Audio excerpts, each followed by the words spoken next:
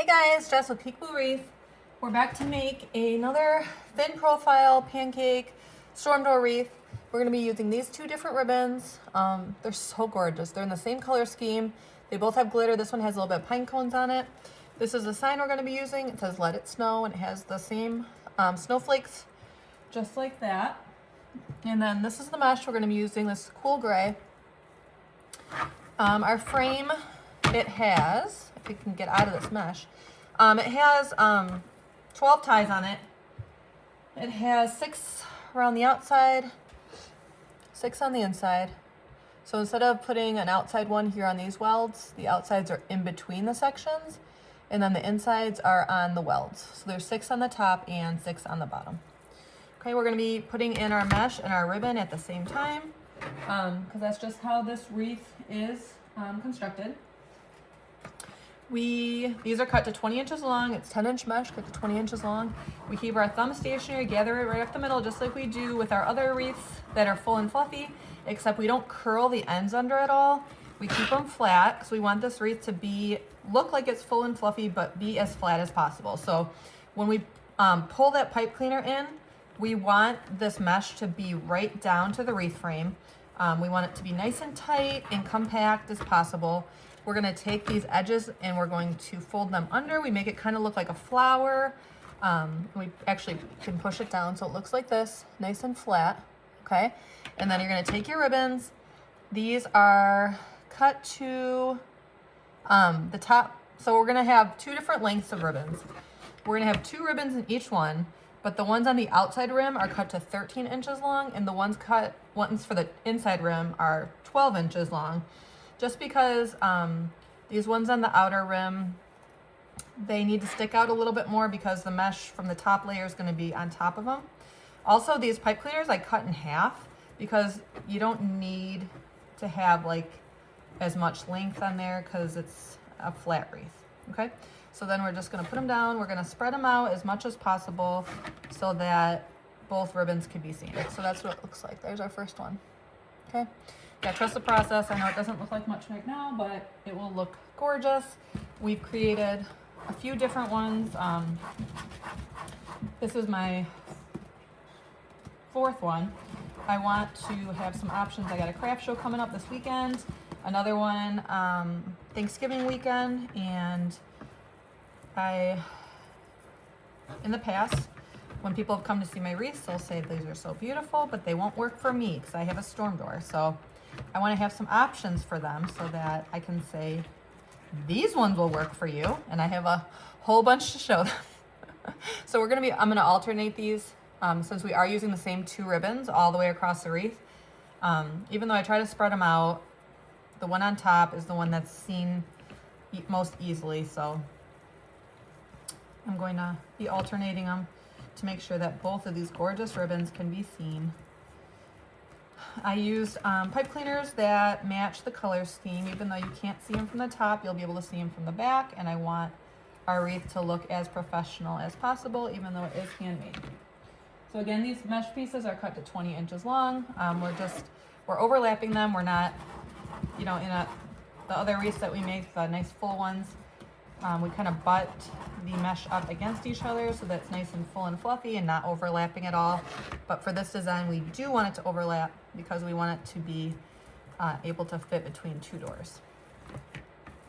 So we're just twisting that pipe cleaner one time, overlapping the mesh, folding it under a little bit to make it as flat as possible.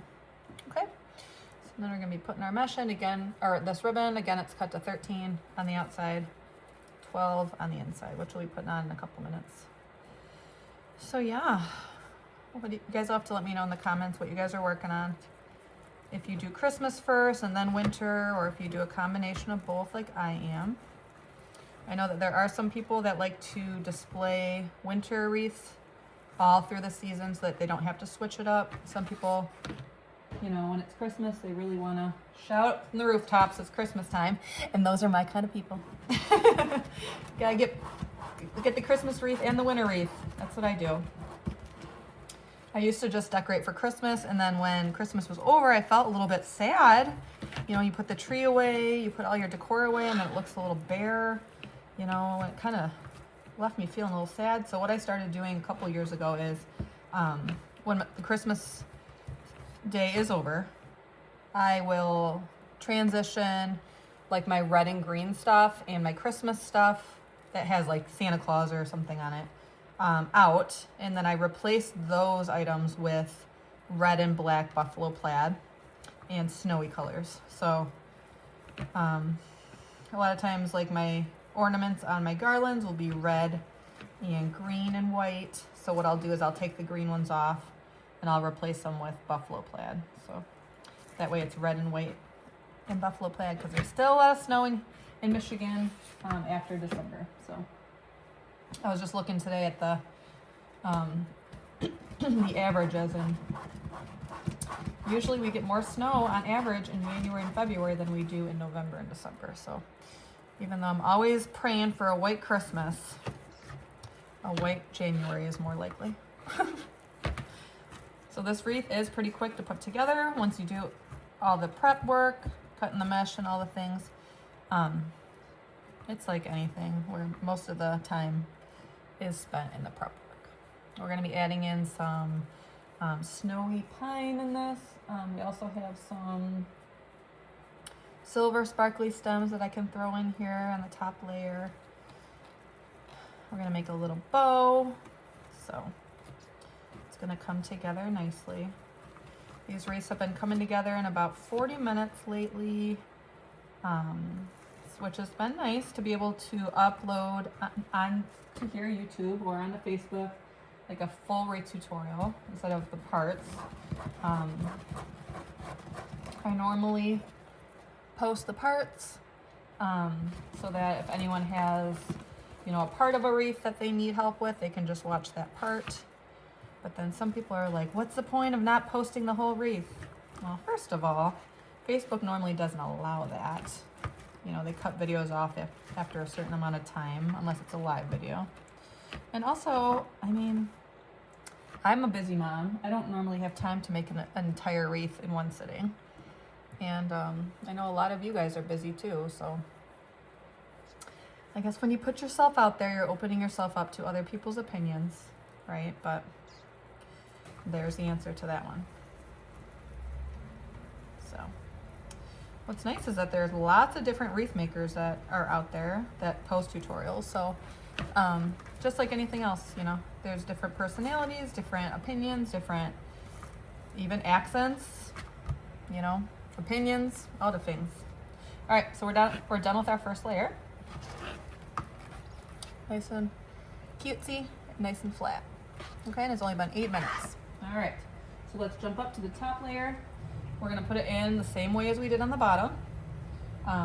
You don't have to open or move the mesh at all.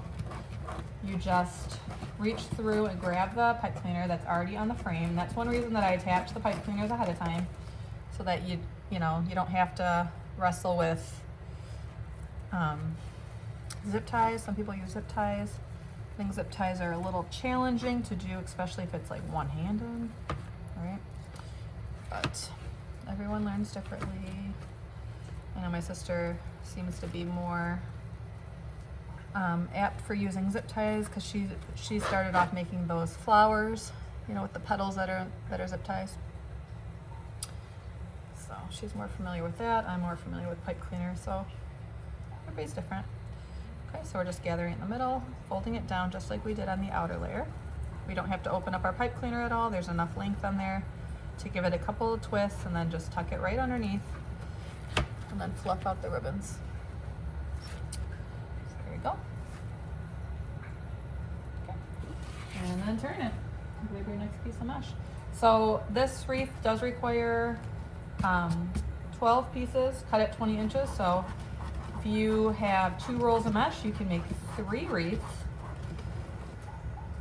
So if you're like me, you can find a couple of signs, technically a few signs, if you're making 3 wreaths that are in a similar color scheme, and then you can just use your mesh accordingly.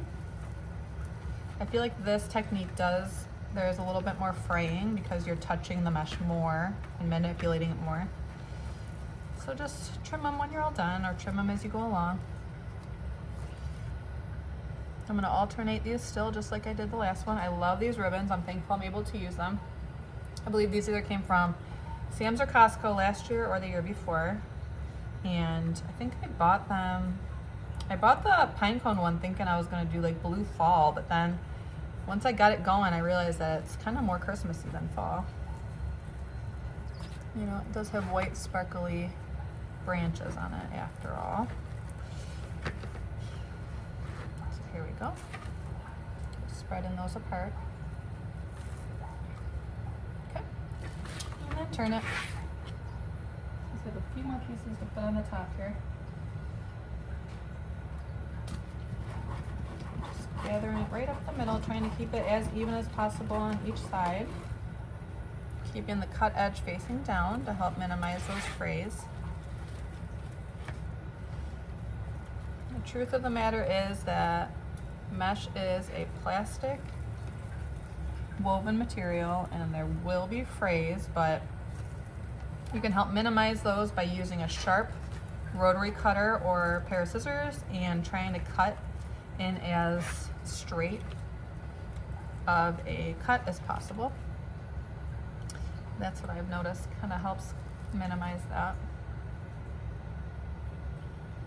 But let me know if you have any other tips, because like I know when you make like flower stuff or wreaths or door hangers that have poly mesh, you can use a wood cutter and a glass piece underneath your mat, and that helps minimize frays a little bit because it actually melts the plastic and kind of seals it in a way. But it's just kind of how it goes. I mean, the higher quality mesh you use, the less frays there normally is. If you use mesh that has fabric in it, it normally helps reduce the frays. So it's just working with what you got, try to do your best. But it's all okay. Okay, I'm just flipping it under, overlapping it, pushing it down a little bit, trying to make it as flat as possible. I only have a few pieces left to go. And then I will be done with this. We'll put in our sign. I have my glue pot on so that we can add in our embellishments. I have this wreath is a winter one, and then I also have another one that's like a snowman one. So I have to decide what we want to do. I'm getting close to my show is on Saturday, so I've really been trying to be purposeful with what I've been creating. I want to make sure that I have, it's kind of, I always run out of time, even in the season. Like I'll have more designs than I have time. You know, people will say, well, why didn't you make that snowman wreath that you talked about? I had intentions on it, but then it got away from me. You know, if I get an order for a Grinch wreath, or if I get, you know, make a certain kind of wreath and people really like it, and then I want to make a second one, or all different things happen. But intention is always there, and there's always next year. I have these really cute doggy paw grapevine door hangers that I want to work on next. They're really cute. They have like plaid fabric in them, and they have a doggy paw, and then you can just add a bow to it. So I have plans for that next. Another piece of gray. And then we'll throw our ribbons in there. There we go. So this one I'm going to put on this last piece right here, this last pipe cleaner, reaching through and grabbing it and pulling it nice and tight, and then just overlapping that. And there we go.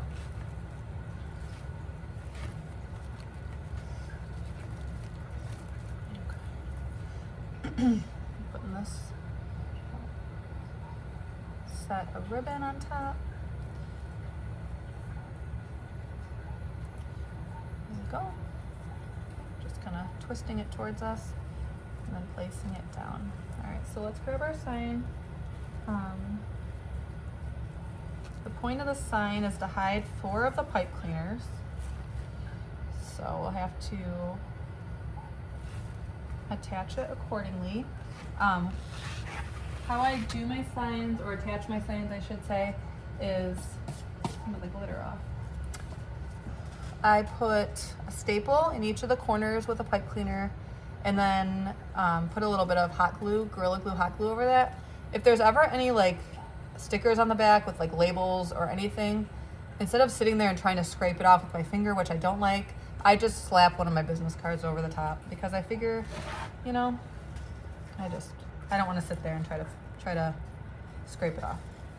Okay, so a tip for attaching your signs, because like that tends to be, or it was and it still is, a little bit of a tricky spot for me, making sure that they're nice and even, is I have a tendency to attach them diagonally. So I'll attach this one, this pipe cleaner, then that one, and then this and that. And then when I go to take the pictures of it, I will adjust it if I need to. Because, you know, I don't know. Whenever it's a straight line, right? It can be a little tricky sometimes. I don't know about you, but sometimes it can be a little challenging to get signs straight. And we're just taking the end of our pipe cleaner, because you know pipe cleaners are metal, and just kind of feeding it through, trying to get it through the mesh, moving the mesh a little bit if I have to, keeping that the end of the pipe cleaner, which is metal, trying to get that through there. Having a little bit of troubles here.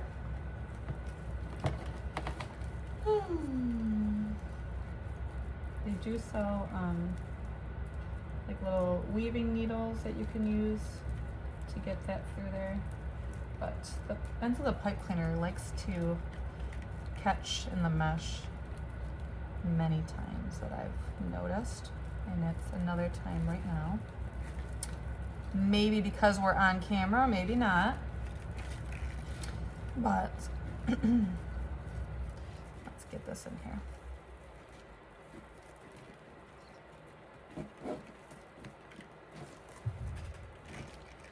Man, this is really giving me some troubles today. Sorry about that.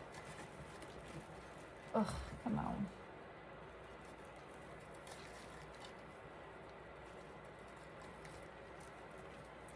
I'm probably trying to put it through the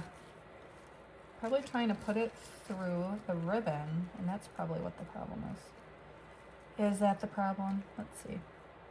Come on. All right, here we go. Jeez, Pete's. That took long enough. Right after I was talking about how I kind of know what I'm doing. Come on. All right. I'm just twisting it around the back frame, making sure that we're hiding those pipe cleaners. Spreading it out a little bit. Okay. All right, let's put this one down.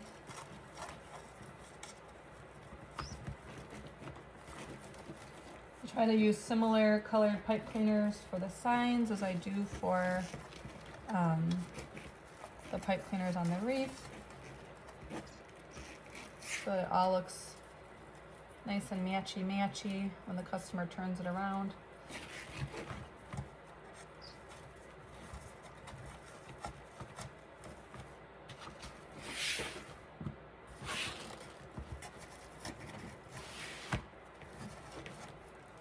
I like how that ribbon looks.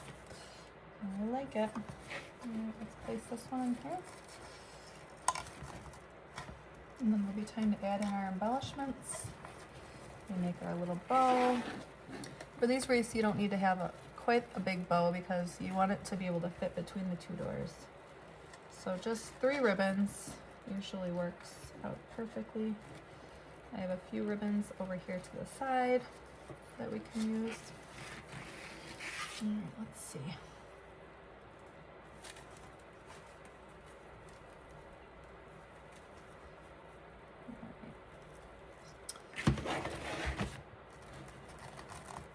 Okay. You can always move your mesh so that your ribbon is on top. Okay. Looks pretty even to me. I'll be able to tell for sure when I go to take the pictures of it if it's not lining up. I'll just make one a little tighter than the other. All right. So let's make a little bow that's going to go right here in between those two. All right, grab my bow dabra. All right, let's see what colors I want to use. I have this one, which is in the same color scheme, this cute plaid. I have, let's see.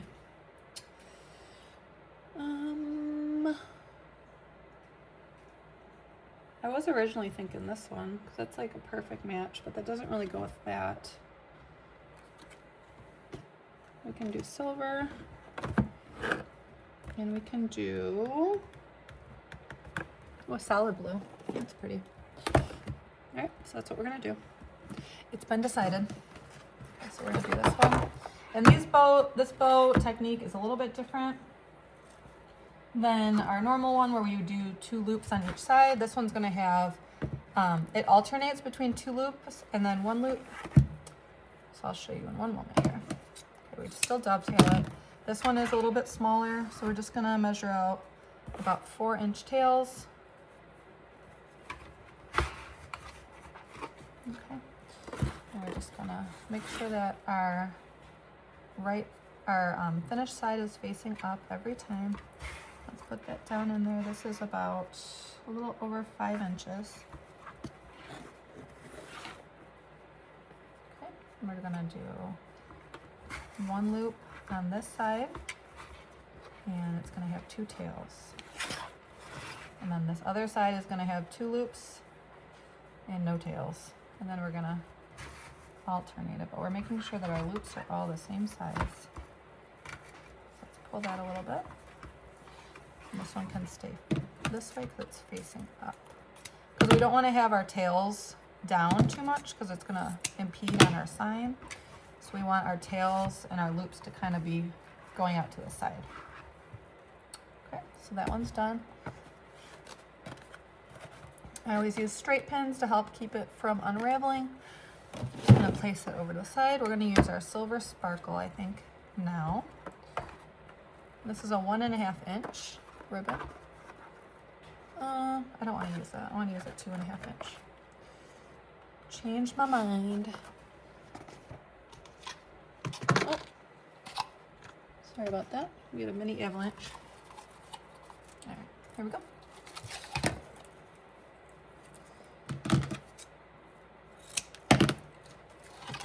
All right, so we're gonna do it the reverse way this time. We're just gonna place it down there with that tail facing out. I think this is gonna tie in the embellishments that we add in, if we add in the silver ones. Okay, so we're making these loops a little bit smaller than the previous set, so that we can make sure that we can see them. We are running low on this ribbon, so hopefully it makes it. If it doesn't, then we'll improvise.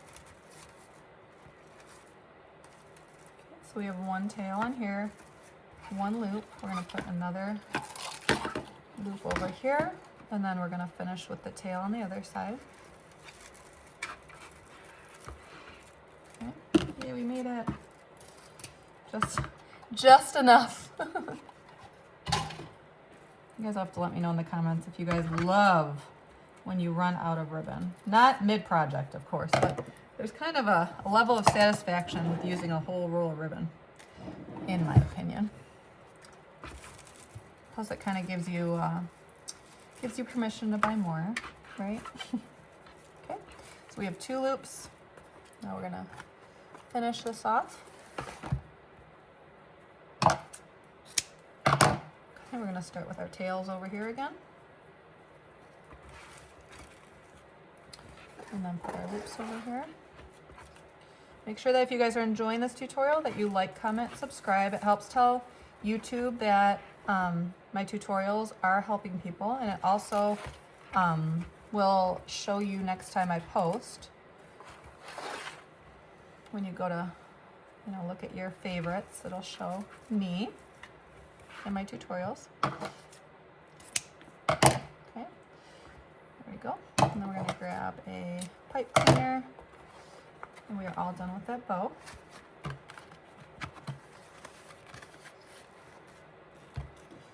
So I hope you guys are liking this. You'll have to let me know if you guys like to make wreaths that are this style, or if you tend to make fuller wreaths. I tend to make fuller wreaths, but I also want to offer this style as well. Okay, so I'm just going to take it, fold it a little bit, push it down, grab it, trying to keep everything nice and secure, pull it out of the bow maker, loop that around, move my thumb for a moment.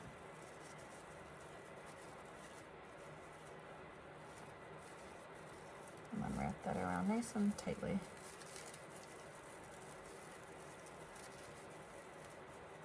And then we're going to feed it right through the middle.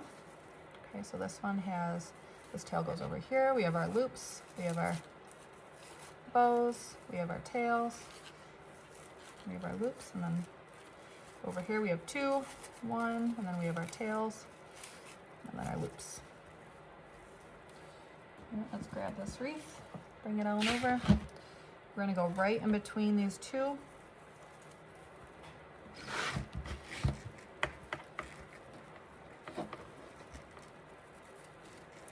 That's why it's kind of easier to have one pipe cleaner, so that you can just have to deal with the one instead of the two. So we're going to make sure that our tails are kind of going the right way here. If we have to loosen up, or if we have to trim them, we can do that too. We want to make sure that that bow is nice and tight to the frame. Normally we're all about making sure everything is nice and fluffy. But in this design, we want to make sure that it's not going to get squished in the door. So we want to make sure it's nice and full looking, but able to fit between two doors. Okay, I think I'm going to trim these tails just a little bit. But they're a little long.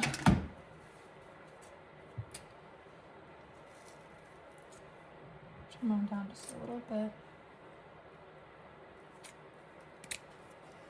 That's one thing about wreaths, is you can always trim it, but you can't put more on. So that is being challenging. Let's try again. There we go. All right. Here's what we got so far. What do you guys think? We can kind of go like that. This is what we have so far. Nice and full and fluffy, but nice and skinny too. All right, let me grab some of these pine sprigs. We'll have to decide if we want to use pine sprigs or if we want to use silver. Let me cut some of these and make a choice here.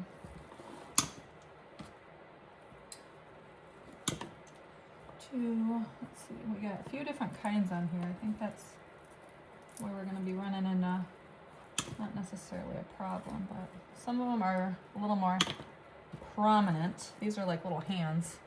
So here, we're going to use these. Maybe we'll use both.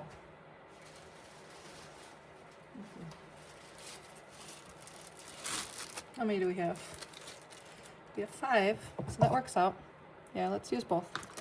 1, 2, let me pull that down a little bit. 3, 4, 5. All right, that works out. Technically 6 would be better. Let's do that. Let me borrow one from the next one. All right. Get that price tag out of there. We don't need that. All right. There we go. Let me grab my glue pot, and then we'll be good to go.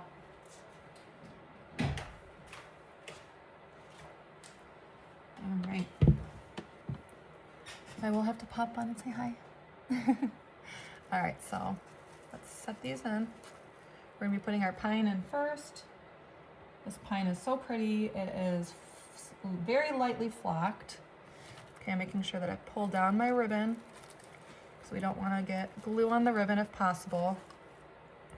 And then we're gonna stick one of these teeny tiny cutesies in here, making sure that we don't get any glue on the silver discs themselves, just the stem, and just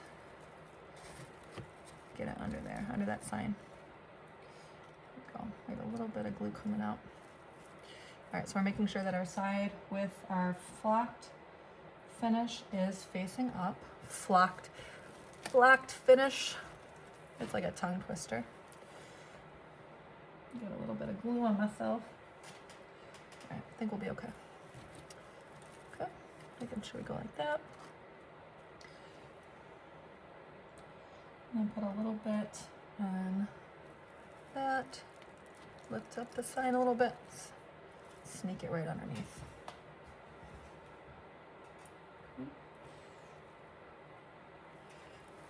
Push it down a little bit. Sneak it right in. We can adjust our ribbon afterwards. I think these little silver discs are so pretty. It's very reminiscent of snow.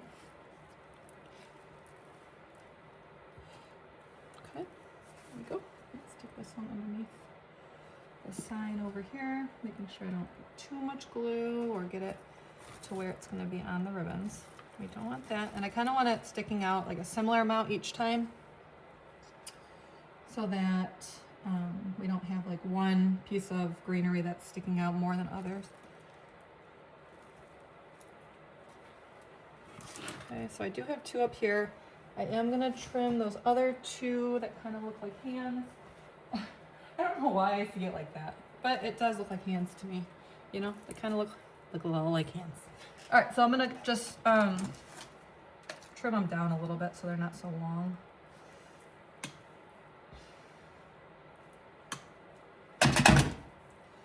All right, so they look like this. So that's not as intimidating as the other ones. All right, here we go. Just gonna move our bow a little bit. Just set this right in here. And then take our silver part. Trying not to get the silver discs in the hot glue if possible. Okay, just peeking out right behind that bow. And then we are going to be all done. So this wreath will be posted over in my Etsy shop. Just search for Peekaboo Wreath and you'll find me and my wreaths. This one's a little, this one's a teeny one.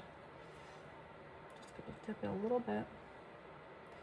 And then we're all done. So like I said, these ones don't take long to put together, but it's something nice to offer for your customer and have something that fits for people that have storm doors too. I think I might stick something there. Let me look.